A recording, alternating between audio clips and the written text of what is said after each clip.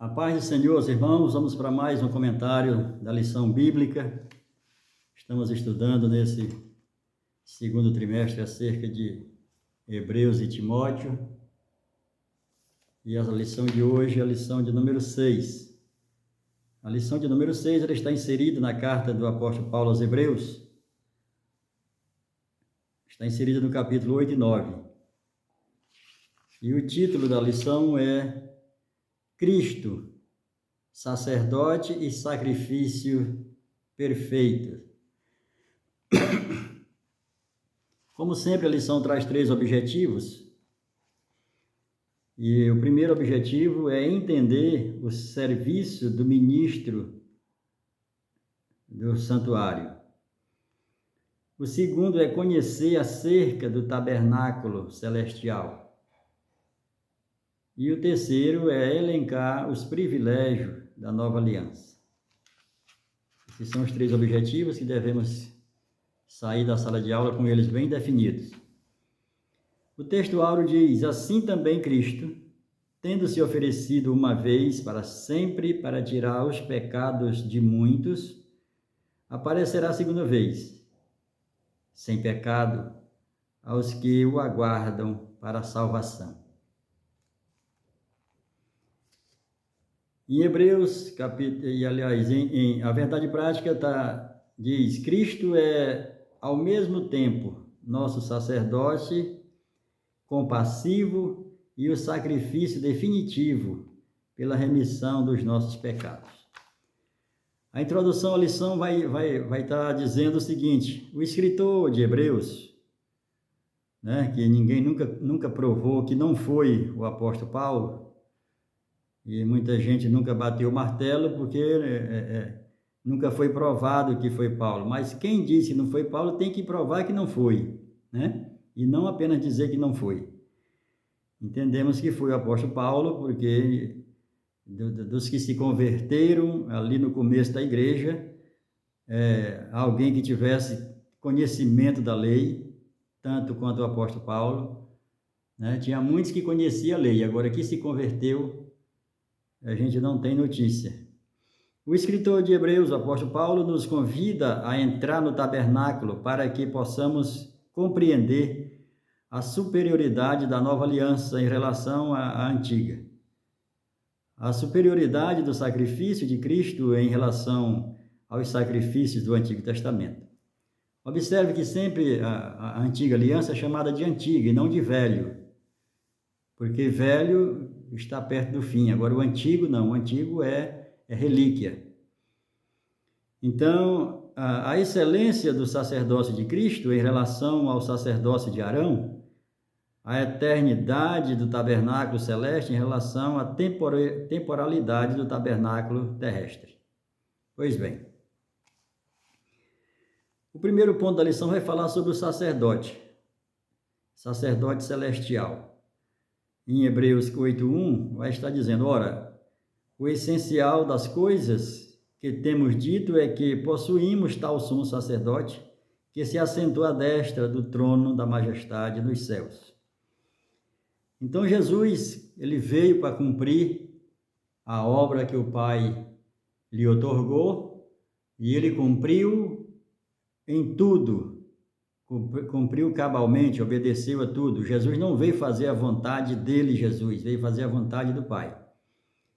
E aqui, quando ele completa a obra, está lá em João capítulo 17, 4 e 5, ele vai dizer: Pai, me glorifica outra vez aí diante de ti, como antes, porque a obra que tu me enviaste para fazer, eu concluí, está consumado.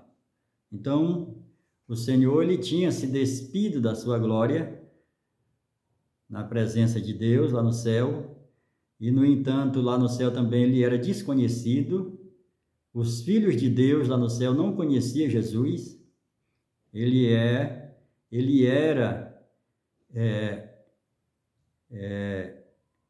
um filho, mas ele não tinha sido revelado ainda, ele era um mistério oculto. Até nascer de Maria e até o dia que foi revelado no Rio Jordão, batizado por João Batista, ele era um mistério oculto tanto no céu como na terra, como no inferno.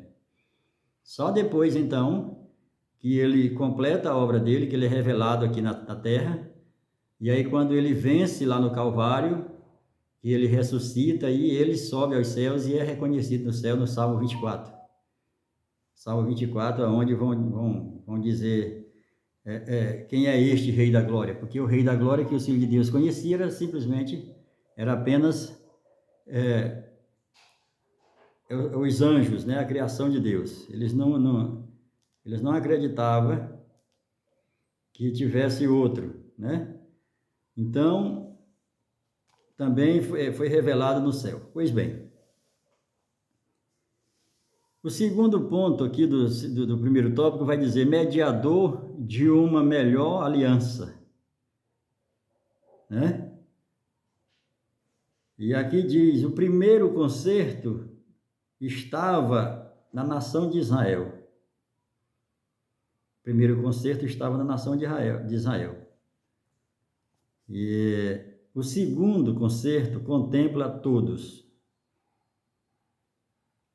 O primeiro concerto era limitado, o segundo é ilimitado. O primeiro concerto era terreno, o segundo era celestial. O primeiro concerto era temporal e o segundo concerto é eterno, né?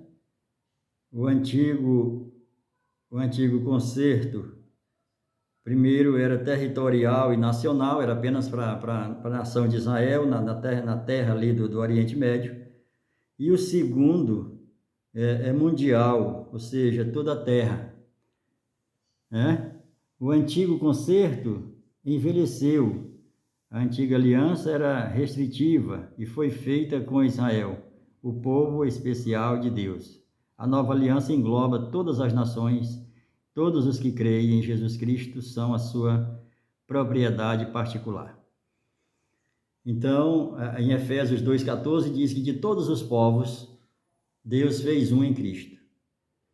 Em 1 Timóteo 2,5 diz que Jesus é o nosso mediador, é o único mediador entre Deus e os homens, Jesus Cristo, homem.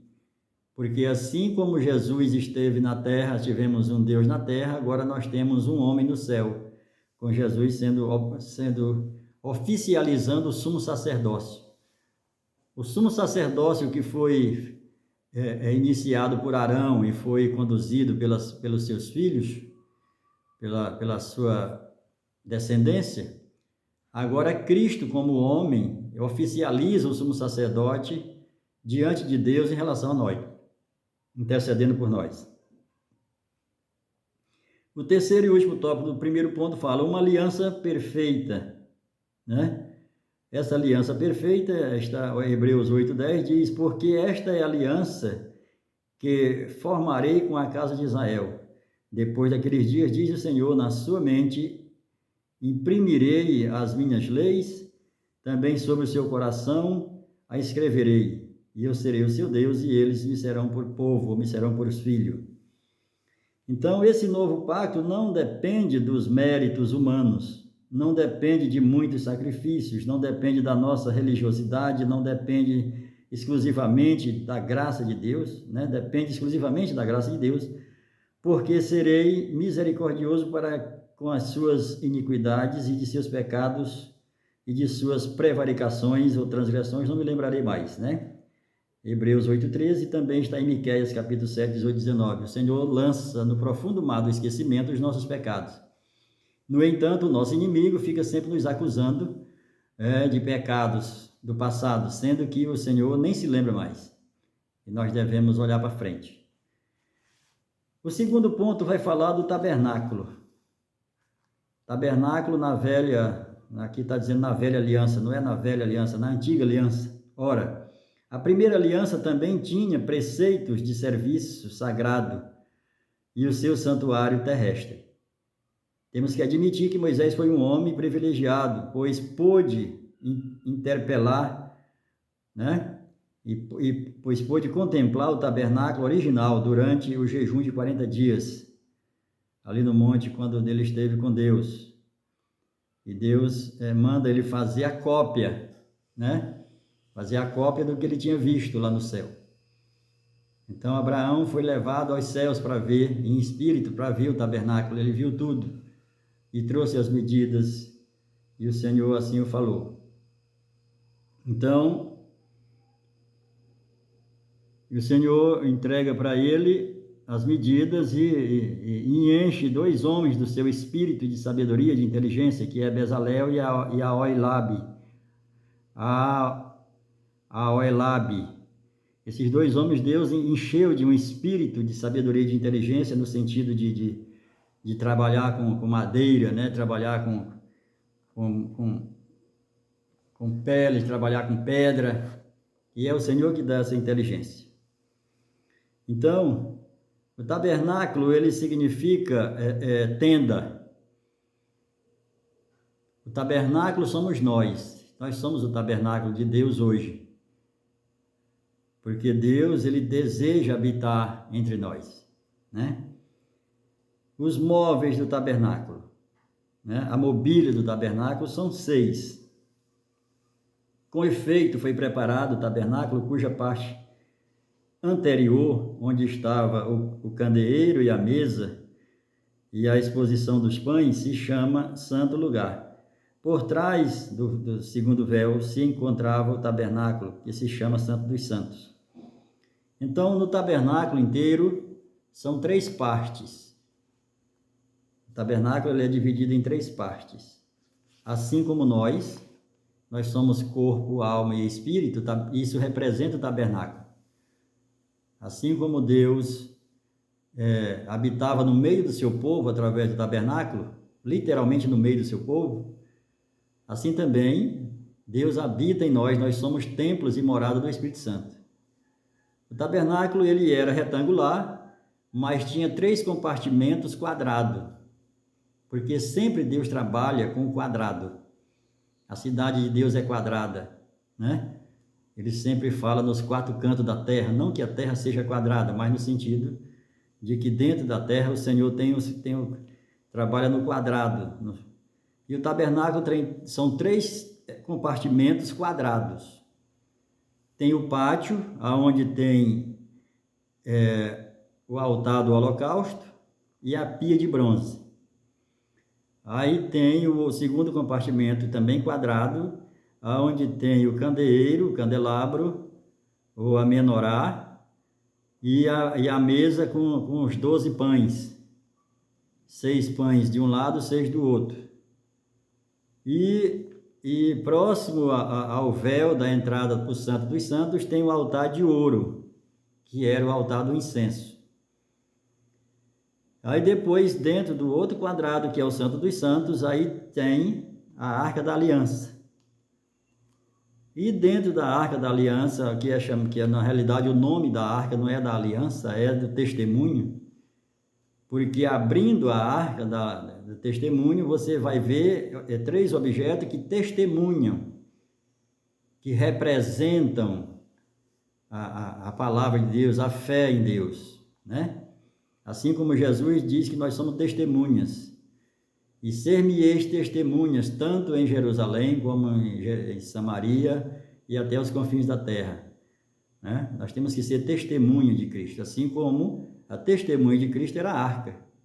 E quando via qualquer povo, mas não via a arca, ali não testemunhava Deus.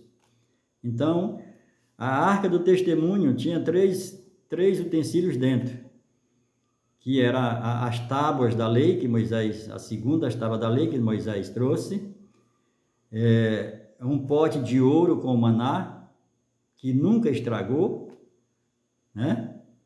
Esse é o maná que Jesus prometeu, né? Que nos daria do maná escondido, esse maná está escondido. E também a vara de Arão que floresceu, simbolizando a ressurreição, né? O cajado de Arão que floresceu e estava dentro da arca. Então, o tabernáculo, eles representam o nosso corpo, que é morada do Espírito Santo. O tabernáculo também, as tribos eram organizadas, aonde chegavam para armar a tenda do tabernáculo, as tribos se organizavam 3 de cada lado. No fundo do Santo dos Santos ficava a tribo de Manassés, de Efraim e de Benjamim. Do lado norte, que é onde Deus habita no norte. Por isso que sempre tem esse jargão, né? Esse ditado, diz, eu preciso de um norte, eu preciso de um rumo, né? É porque Deus habita no norte, o norte é a parte mais alta. No norte está a tribo de Naphtali, de Dan, e a tribo de Azé, né? Do norte. Aqui no outro lado, né? No sul, fica a tribo de Gade, de Ruben, e a tribo esqueci de anotar aqui. A tribo de Gade, a tribo de Ruben e a tribo de Zebulon. E aqui, nós temos lá em cima, atrás do Santo dos Santos, o ocidente, e aqui no oriente, nós temos Issacar, Judá e Zebulon, né?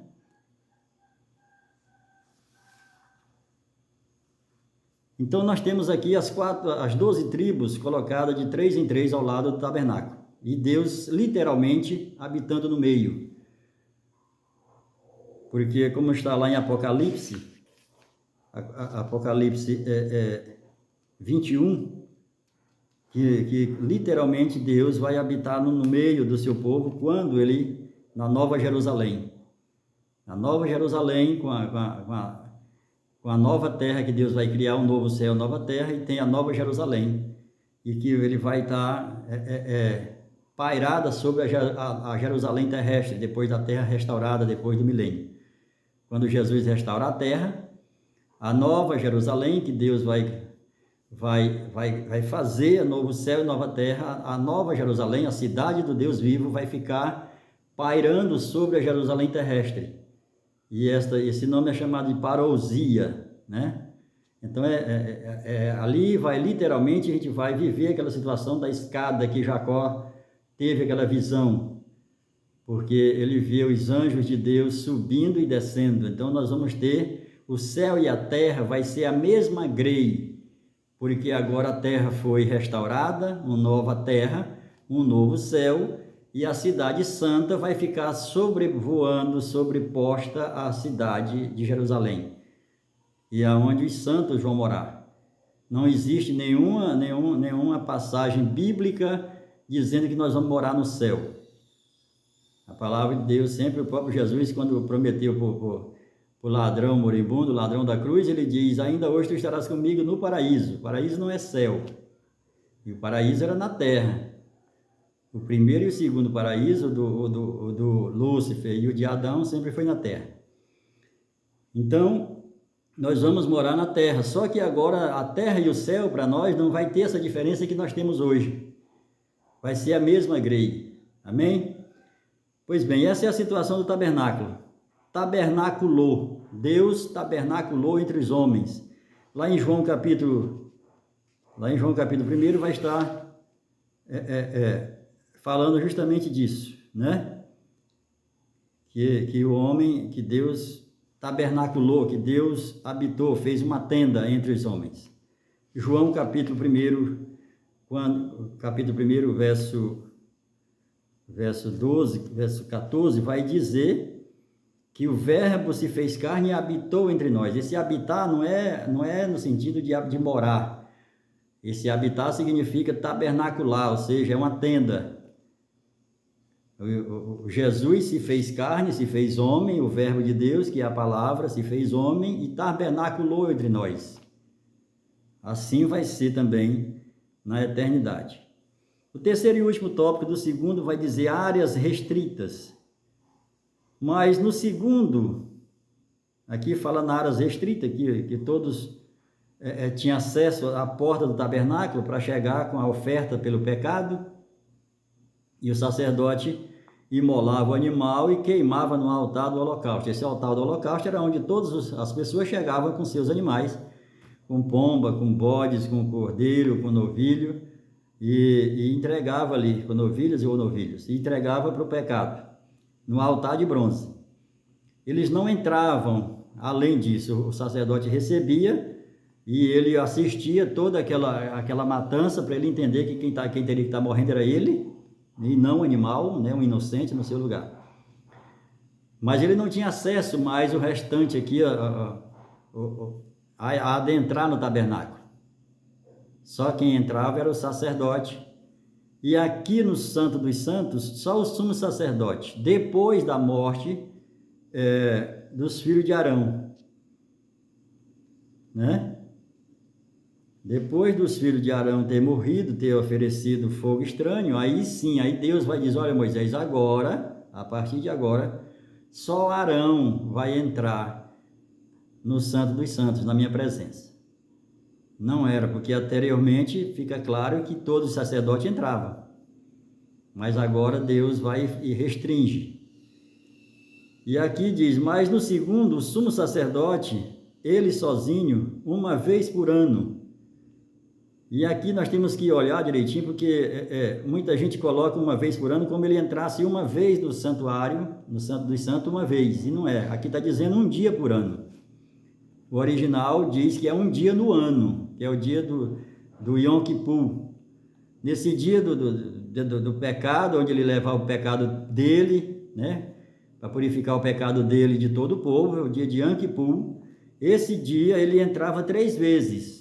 Só que era um dia no ano que ele tinha acesso a entrar 3 vezes. E essas 3 vezes, né? Está em Levítico, capítulo 16, 11, 16, 12, 14 e 15. O sumo sacerdote entrava nesse dia, um dia no ano. Ele ficava um dia no ano trabalhando. O serviço dele, do sumo sacerdote, era um dia no ano. E ele entrava 3 vezes, porque ele não podia entrar acompanhado.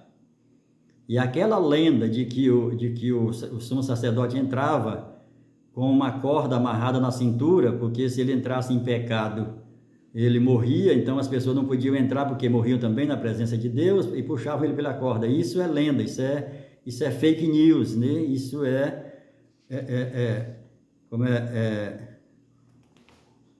que as pessoas falam que tem até hoje no paganismo, né? Tradição. Essa palavra tradição é uma forma cuidadosa e educada para falar mentira, né? Toda tradição ela é mentira. Ela é algo que é mentira e pelo tempo ela se tornou tradição, mas nunca verdadeiro. Então, essa fake news de que o sacerdote entrava amarrado com uma corda, isso não existe na Bíblia. Até porque, aqui em Levítico capítulo 16, 11, está dizendo que o sumo sacerdote tinha que entrar primeiro com o sangue de um novilho de um ano por ele e por sua casa. Então, ele já entrava com arrependimento, com o resultado de um arrependimento. Então ele não poderia morrer, né? Então já fica bem claro isso. Pois bem, vamos para o terceiro e último tópico da lição, que diz as liturgias e sacrifício. O primeiro ponto aqui, que está inserido em Hebreus 9:1, diz, ora, a primeira aliança também tinha preceitos de serviço sagrado e o seu santuário terrestre. A lei de Moisés era cerimonialista. Esses rituais estão prescritos no Pentateuco, em especial no livro de Levítico, do Antigo Testamento. Ensina que as obrigações eram queimar incenso cada manhã e a cada noite, Êxodo 37, 8, supervisionar as lâmpadas, né, do candelabro, né, ali ter o cuidado para limpar os espivitadores e acender e abastecer de óleo, de azeite, à noite e a cada manhã, e substituir os 12 pães da mesa, né? Os 12 pães eram substituídos todo sábado. Todo sábado os sacerdotes levavam os pães novos e retiravam os pães da semana anterior. E foi desses pães que Davi comeu com seus homens. Quando ele chegou, estavam com fome, né? Estavam em guerra e passando pelo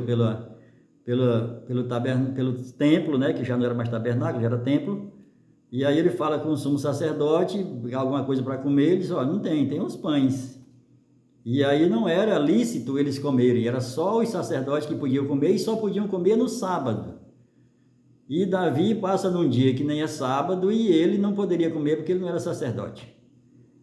E Jesus vai levar essa situação para os fariseus, que vê os seus apóstolos colhendo trigo, passou pelo meio de uma plantação de trigo, né, que já estava madura, e pegaram algumas espigas, né, e esfregava na mão para descascar para comer.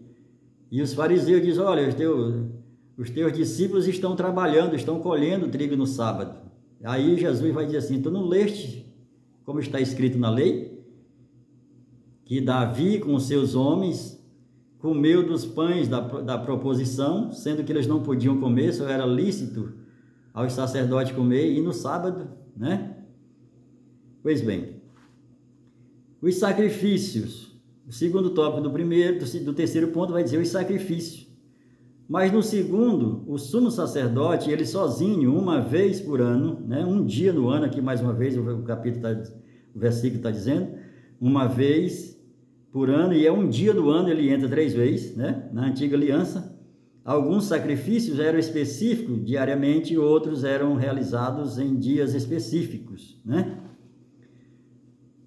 Os sacrifícios podem ser caracterizados como voluntários ou obrigatórios. Os sacrifícios voluntários são, primeiro, a letra A, holocaustos, né? Consistia na queima de um novilho ou um pássaro sem defeito. O segundo, a oferta dos manjares, a oferta na qual o fruto do campo era oferecido na forma de um bolo, de um pão assado. Né? Isso, sem fermento, sem mel, sem sal. O sacrifício pacífico consistia em qualquer animal, né, imaculado e com vários grãos ou pães. Este era o sacrifício da ação de graças, de comunhão, seguido por uma refeição compartilhada. Aqui o sacrifício obrigatório. Primeiro, a oferta pelo pecado. O segundo, um efa de farinha, né, um décimo de um efa de farinha. A 10ª parte de um efa de farinha, a oferta pela culpa, né?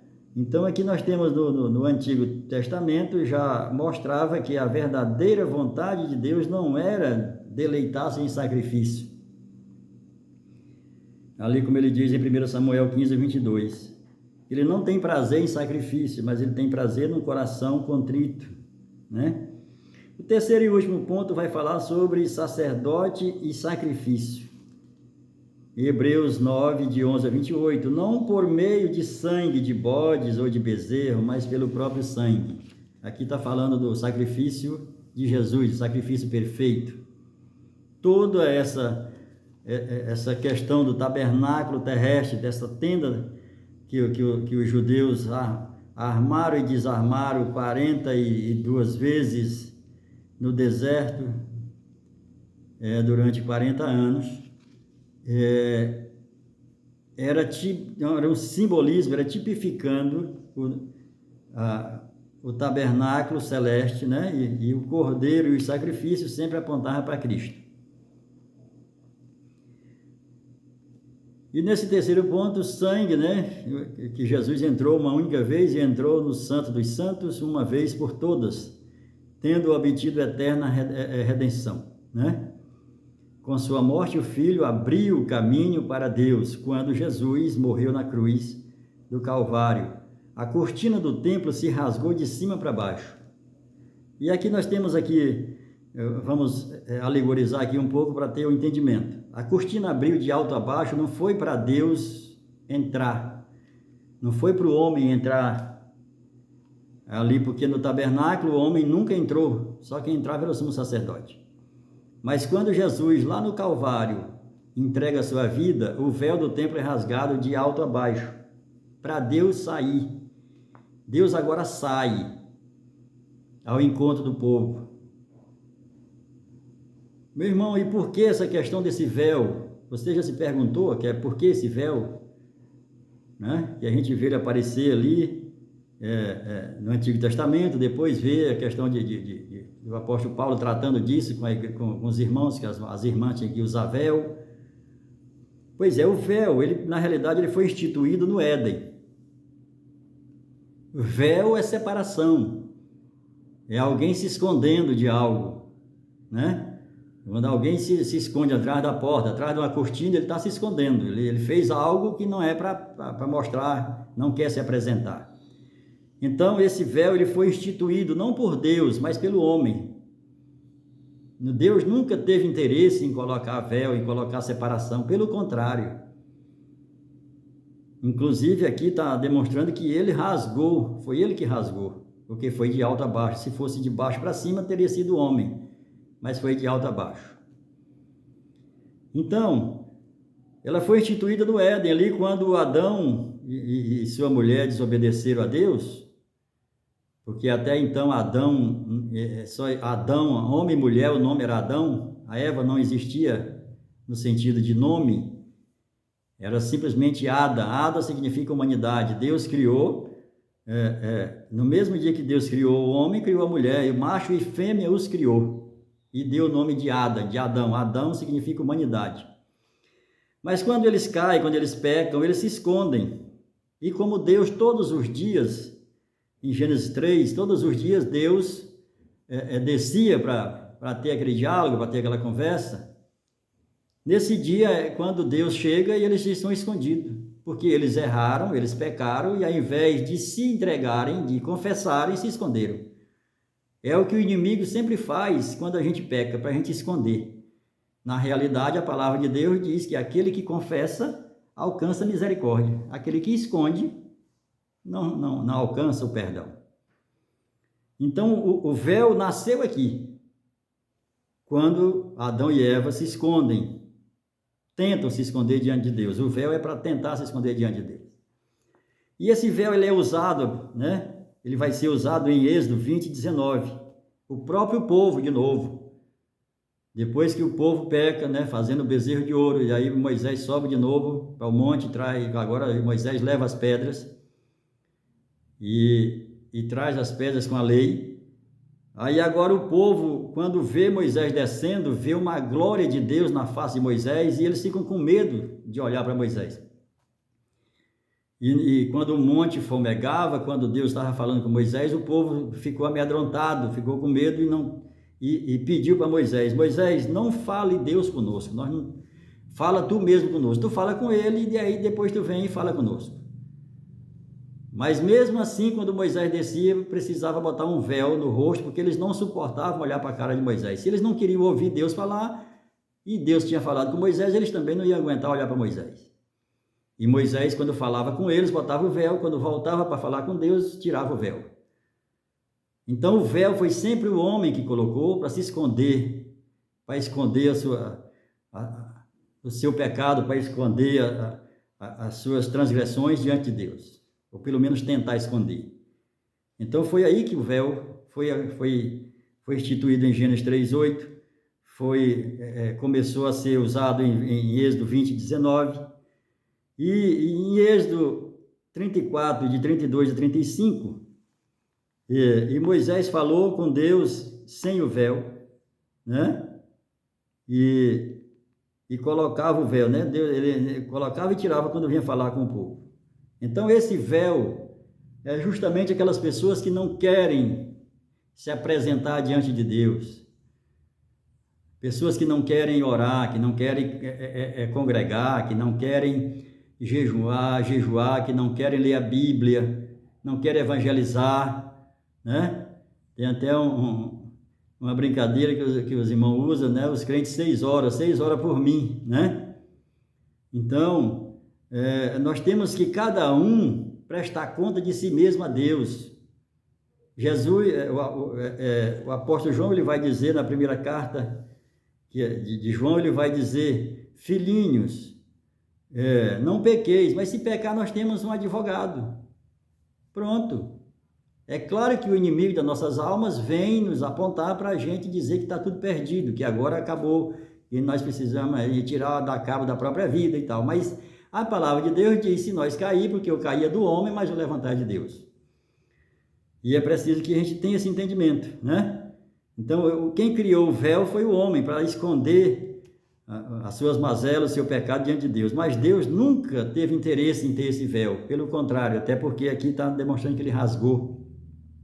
E ele rasga esse véu todo dia porque ele quer habitar em nós, ele quer habitar entre nós, ele quer fazer parte de tudo.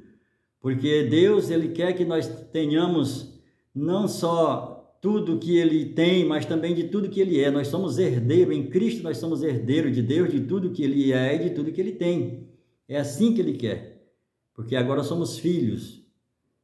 Por isso agora nós temos acesso, porque agora nós temos um que, como nós, está sentado à direita de Deus, intercedendo por nós.